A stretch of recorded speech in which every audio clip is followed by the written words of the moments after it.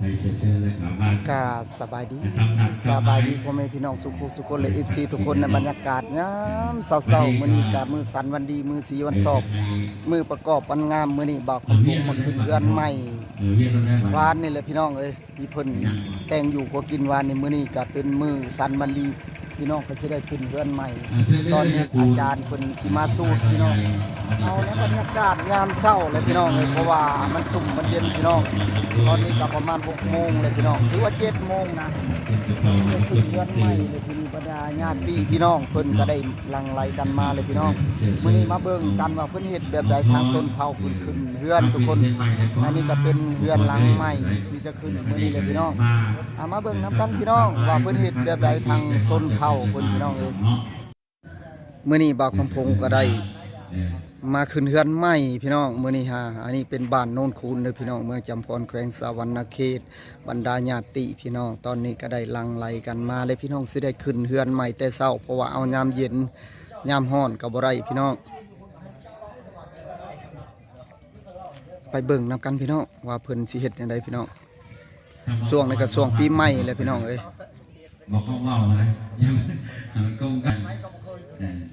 ใช่ครับผม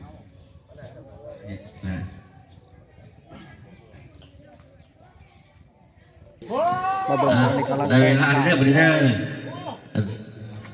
ตะกี้ฮะบพรวัชิบ้านแต่บ่าย3 โมงเครื่องที่จะเวียนเครื่องพี่น้องก็จะมีธงเนี่ยนี่เป็นธงเงินธงคำโมเมนต์ธงธรรมดาได้พี่น้องธงอันนี้ได้ธงธงเงินหางต้องเงินหางมีคำมีหยังพี่น้องโมเมนต์ธงธรรมดาได้พี่น้องเลยเนี่ยก็จะมีเสื้อนอนแหละนี่มีหมอนมีหยังเพิ่นจะหาบอ้อมเพื่อนน่าจะประมาณนั้นแหละทุกคนมีแต่ทาเบิ่งว่าเพิ่นเฮ็ดแบบใดทุกคนตอนนี้จะพาขึ้นไปเบิ่งทางในทางเฮือนใหม่ว่าเป็นแบบใดทุกคน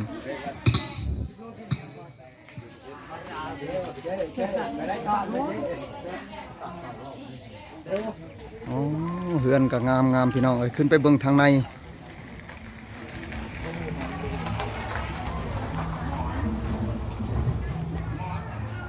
อ๋อทางนี้เพิ่นกำลังแต่งพาขวัญทาพี่น้องหลังจากสูตรแล้วสิได้ผูกข้อต่อแขนเลยพี่น้องเอ้ยงามพี่น้องทางนั้นเพิ่นจะมาซอยนะขึ้นเฮือนใหม่โว้สั่นแหละกับพี่น้องมาซอยพี่น้อง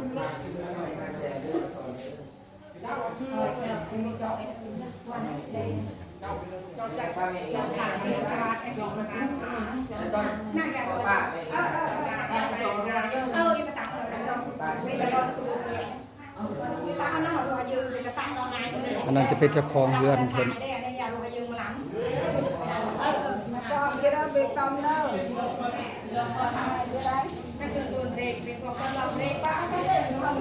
บัดนี้ไปเบิ่งทางนอกพี่น้องว่าเพิ่นสิเฮ็ดในใดเพิ่นกำลังแต่งตอนนี้ครับตอนนี้กำลังแต่งทุกคนบอดสิหดตีนเพิ่นนี่แหละมีหินมีใบตองทุกคนตอนนี้ก็เริ่มแห่แล้ว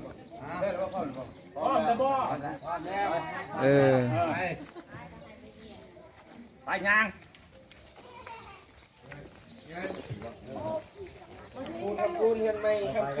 คำคูณใส่ขึ้นเฮือนใหม่ใส่หลังคางามมื้อนี้ฮะปกห่มชุ่มเย็นและมื้อนี้มื้อสันวันดีมื้อสีวันสอบมื้อประกอบวันงามมื้องามยามเย็นมื้อนี้ฮะ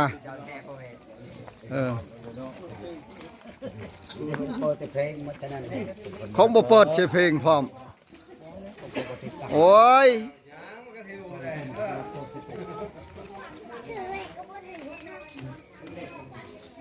จักหน่อยสิมีพามนะอันมาอยู่นี่เด้อพี่น้องเอ้ย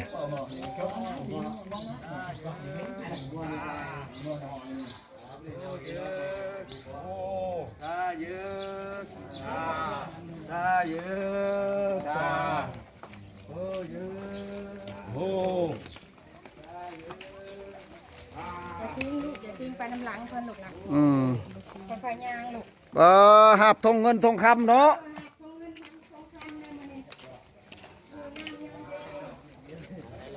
คำคูณ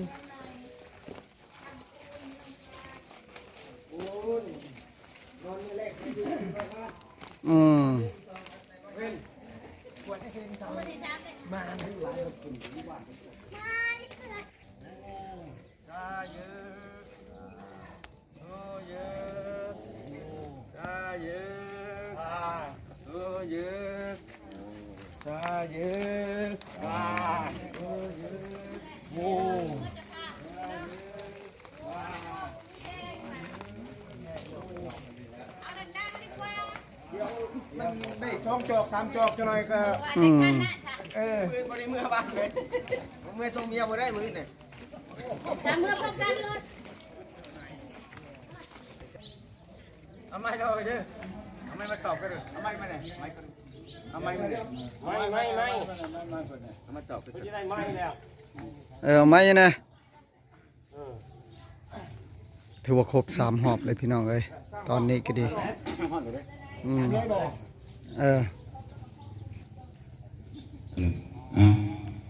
หอบไปเด้อไปเด้อเรียนสำหอบขอบสำทีแล้วมาลูกได้ห้อยมายักมา ลูกนายห้อยลูกนายห้อยว้าลูกนายห้อยนี่ลายลีเนาะ เต้าคอยขาดทาจาก็มีลายได้ เป็นนายห้อยหาซื้องัวซื้อควายพี่น้องเอ้ยพอดีมาพ่อพุดขึ้นเฮือนใหม่มื้อนี้ฮะ โอ้ยยานหอยเอ้ยมาจะทางใดเลยมากมายใกล้กองแท้เนี่ย โอ้ยมาจากไทยได้มาแต่บ้านใหม่ซึ่งยืนผู้ใดบ้านใหม่คำทองผู้ใดบนมาไทยได้เลยคอยขาดทาจาก็มีลายได้เลยให้ทองมอลูกบัวก็มีกระทำพองพูนและน้ำมันมาคิดแห่แขวไข่แม่ทั้งทึ่งก็มีลายจุดประสงค์นี่ก็จะมาข้ามมาคู่เนี่ยกินเฮือนใหม่ใส่กระโดดสีบางงาม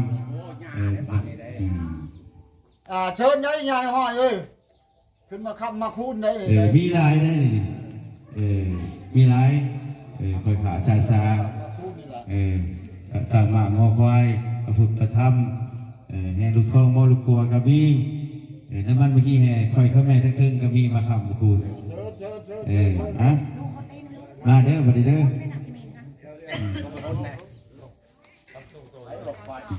แค่ควายแม่ควายเลยแล้วเลิกควายมีนะเราผมมีกิยาบ้างมันจะมันปงมันนี่ครับต้องชื่อคนบอกไง ขึ้นเชิญขึ้นเฮือนใหม่เด้อ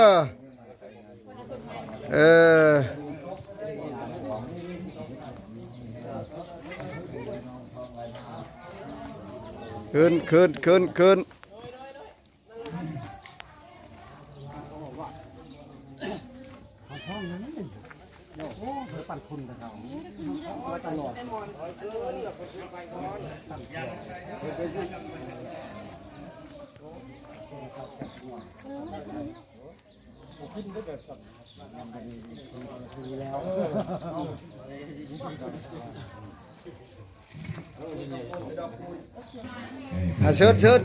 ญลูกนายห้อยมาคำมาคูน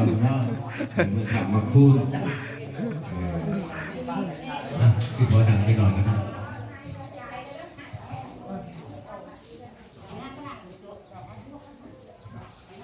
อันนี้ที่ถามสื่อเพื่อนก่อนเนาะตอบเด้อคุณลุงไม่ยังไงไม่มุสีเนาะผู้มีมาทางหน้าสมุทรสาครไม่หาหงกุจุงนั่นได้บอลทงเงินทงคำสิบมาหอยได้ยังไงสมัยทงเงินทงคำก็ได้เหมือนเดิม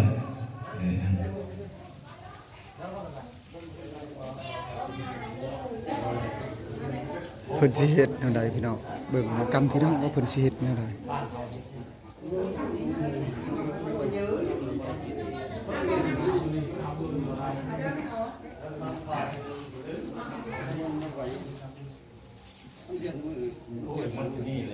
บ้านผมงงเป็นลาย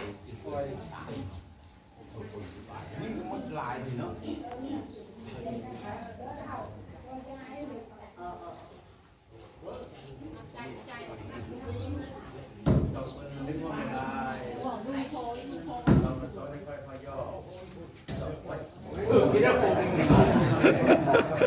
ตอกชิมือเองเต็มทีแล้วเนาะ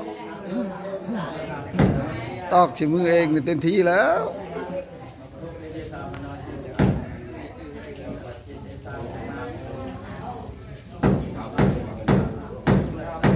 อกหอยทงเงินทงคำ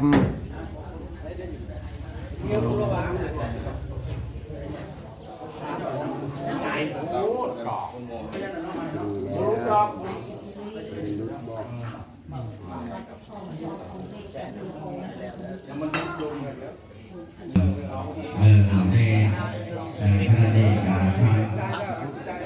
เราข้ามเราไม่ได้คิดมาเลยไม่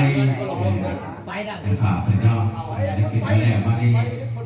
เราข้ามนี่เราไม่ได้ถามเรื่องนี้เด้อทางชื่อเพื่อนทางชื่อเพื่อนจักบอกบุจักบอกบุจักจักบุจักบอกจักบุจักบอกอันได้สื่อท่าบุญคงทางตรงมาสื่อท่าองค์อาแต่การสื่อท่าบุญเย็นขาเส้นสื่อเศร้าชัดสื่อดังสิ่งคือเขาว่าไม่ทำแข็งเด้อเขาแน่เขาว่าไม่อรมัยอกไก่สื่อท่าบุญโฮมบุญโฮมไปแล้วมาสื่อท่าบุญหนาราคาสื่อท่าปกป้องยกเกลือองค์ตองสื่อท่าบุญวันคนยืนนอนกลางคืนพันดีมีโชคเด้อนอนกลางวันก็มีโรคข้าพยาธิเบียดเบียนนี่ในเรื่องทุกแต่งเรื่องพยาธิแทนแต่งมาให้ปันมูลพระเด็กขึ้นกับข้ามพูนมูลบางงอไว้ขังไว้อ่างเต็มคูนทำได้วิธีกับนี้คิดประสิทธิ์ของเจ้าวัฒนาพัฒน์ทรงเจ้าตกลงพ้นพัฒนาสุมเทนเอาเจ้าตองข้อทับรำขากินบะบกจุกโปลุงนรับเงินทันนพันเองเงินสันติดีเซเวนมาในแก่วิสุทธุท่านมาพาเด้อมาหายมาเปียเด้อความเปียสิ่งไรบ่มีมาไก่พิจารณากับไรพิจารณากับดีเงินไรนอกทองไรเข่าเต็มกระเป๋าให้มันต้นตื่นเด้อมันจะชุบพิเลื่อนชุบน้ำเดิมเดิมวันดังคอยวันดังอย่างที่ประจันที่มาคำขอให้ใส่เลยจะพี่เสาเสียบสูนเด้อจะผ่าเด้อสาธุแล้ว เย็นต้อนรับที่ใหม่โชคมารับด้วยสาธุ มองพอดมันจะได้พักผ่อนอยู่เรื่องไปเรื่อยนอนมาจะใกล้เลยนะสิชั่วโมงทุกวันเช้าเมื่อยมาแต่ไกลใกล้ไม่แต่มันไปในนอนที่เราได้พักผ่อนกันเนาะเอาชั่วโมงหนึ่งบ่ตายรถเนาะโอ้หึงแท้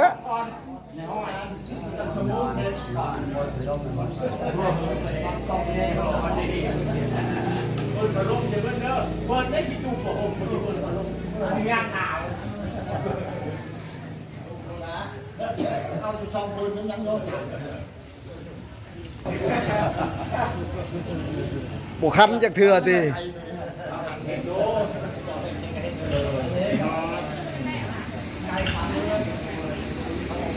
เอาเลยบอก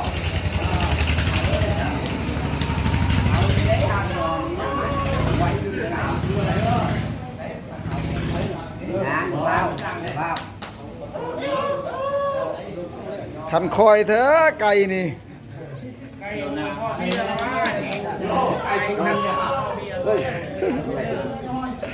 ตื่นแล้วน้อยตื่นแล้ววันนี้แจ้งแล้วไก่คันแล้ววันนี้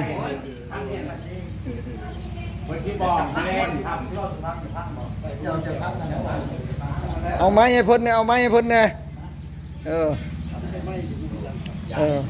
ยันมุกมุกยักษ์ก็มีหลานมาพ่ออันนี้ก็นอนตื่นมาแล้วนอนวันนี้ก็จะได้แก้ความพันให้เจ้าเงื่อนเพิ่นเนาะแล้วก็เงื่อนน้องจะได้มาห่วงถึงใหม่นี้แล้วก็พันเท่านี้หันพันเด้อชวนหรือพันเด้อพันเท่านี้พันนี้พันลาพันได้จุ่มแทนเขาพาคอนก็ขายพันได้จับไข่ปอดพันให้เกเฮาหมดกระเบื้องแล้วคนเมื่อเกี้ยงไปหอยพันไว้นั่งในทับดอกนี้เอาอ้ายไปก่อนนอนจะได้พักบ่จะประมาทบ่มาคือกันอยู่ที่แม่เด้อมาคุมตุ่มเย็นโอ้ยพันกระทำอีเราส่งมาลำด้วยพันกระทำเองเหมือนจะถึงแสนเขาแกนี่คือมาช่วยเถอะจะพาเด้อจะพาเด้อจะไปเกินมาอยู่ที่แม่โดจะกลับมาลับมาเด้อเด้อตอนรับปีใหม่ส่งมาลำด้วย คือแล้วน้องก็ได้เข่าเป็นกระโปรงในการเรื่องในสุดรวดเสมอหน้าของเดิมในการที่พี่น้องเขาที่มาได้เรื่อยๆอามาดีสิได้เข่าไปที่จุดขวัญเดิมเป็นการไว้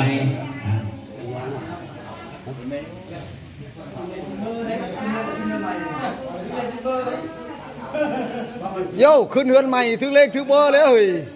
เออ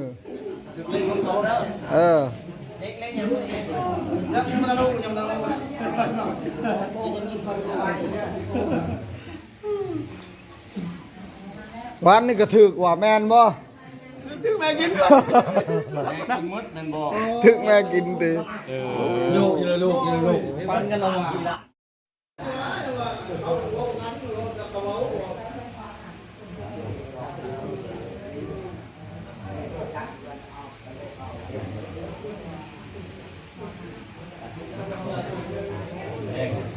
ท่านเกศแหละท่านเกศกันจะดีมากเป็นไม้เป็นเลือดเลือดเลือดเขาเรียกน้ำผง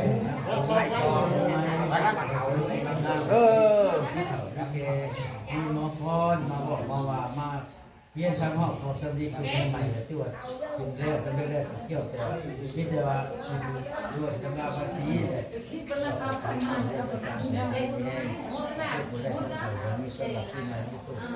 แต่จบมาดำ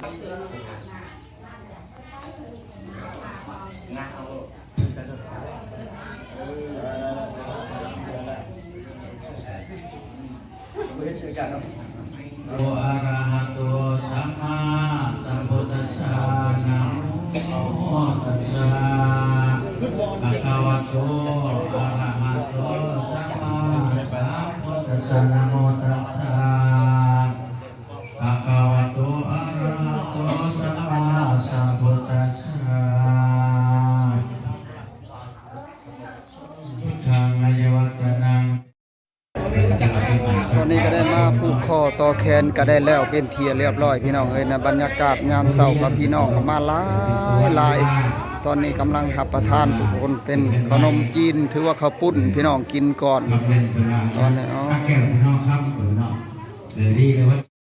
มื้อนี้พลังก็มาอีกแล้วพี่น้องมื้อนี้พลังมาผูกแขนพี่น้องตอนนี้กำลังสิผูกแขนมาเบิ่งกันพี่น้องเอ้ย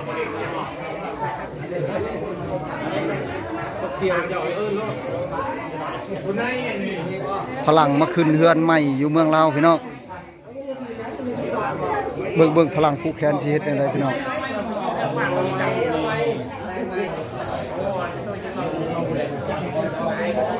ผูกแขนพอเฒ่าได้นี่ได้เป็นพอเฒ่าได้พลังมาเที่ยวลาวพี่น้องบังเอิญขึ้นเฮือนใหม่มื้อนี้ก็ได้มาขึ้นเฮือนใหม่พี่น้องเลยอันนี้จะเป็นเมียเพิ่นพี่น้องเมียของพลัง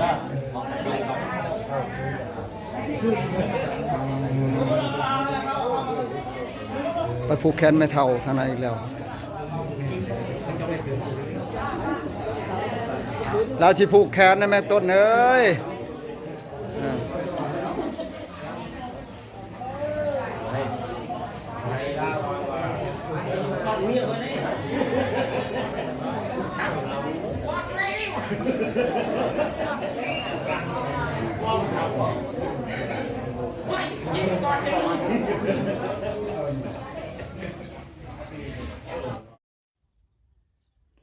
หลังจากผูกคอต่อแขนแล้วพี่น้องในบรรยากาศยามเช้าบัดนี้ก็มาม่วนกันเลยพี่น้องเอ้ยบ่ได้นั่งและโอ้สั่นและมาเบิ่งก็เป็นตาม่วนนำได้พี่น้องทางนี้ก็นั่งอยู่เลยพี่น้องเอ้ยพากันกินซุมแซวกัน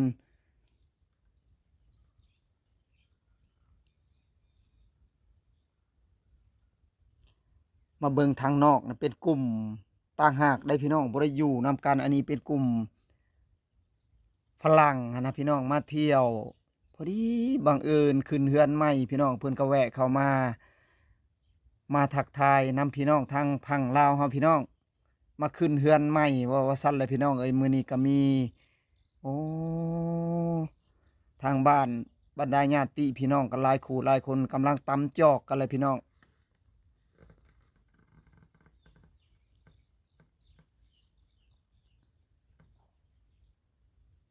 มาเบิ่งฝรั่งว่าสิเป็นพรหรือบ่พี่น้องเอ้ย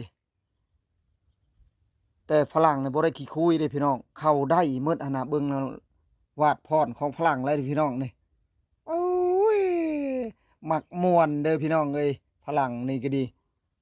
เห็นคนลาวพรก็พรนำพี่น้อง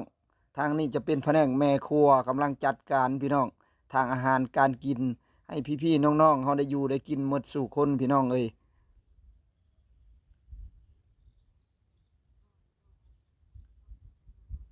แต่แม่ครัวนี่ก็สิม่วนคือกันเลยพี่น้องจังหน่อยนี่ก็ดีหลังจากเพิ่นย่อเข้าแล้วจังหน่อย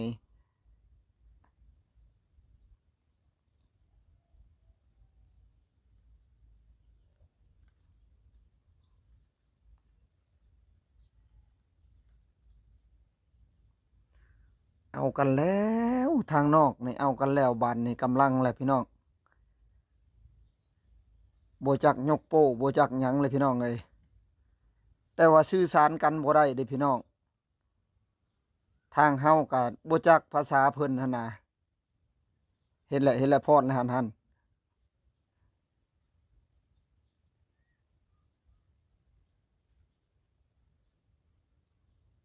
เฮ็ดแล้วมีนักร้องอยู่ไดโอ้บ่ได้ธรรมดาเลยพี่น้องอันถือว่าพี่น้องเพิ่นมาหลายเป็นหลายพี่น้องเอ้ยถือว่าคลิปมาฮอดนี้ก็สิได้จบลงส่ำนี้ก่อนเด้อพี่น้องก็ขอกราบคำว่าสบายดีพี่น้องสู่คู่สู่คนที่เข้ามาเบิ่งมาชม